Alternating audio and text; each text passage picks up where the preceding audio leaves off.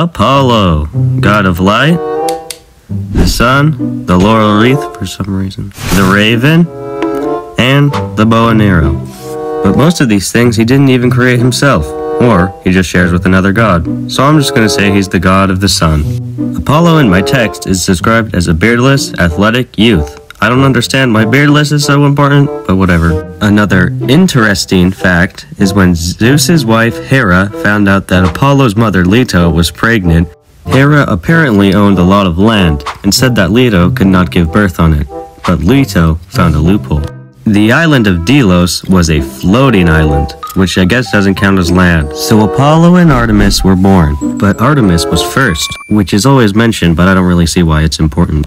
And Zeus put Delos underwater for some reason. Also, Hera kidnapped the goddess of childbirth, Eileithyia, to prevent Leto from giving birth, but the gods traded her for an 8-meter-long necklace of amber. Anyways, when Hera found out that Leto had given birth, she was pretty mad. So she sent the monster Python, a monster because the text says dragon and serpent. So Apollo went to Hephaestus and said, "Can I pretty please have a bow to murder a giant snake that's going to kill my mother?" And Hephaestus said, "Okay." So Apollo became a god of something he didn't even create. Good job, Apollo.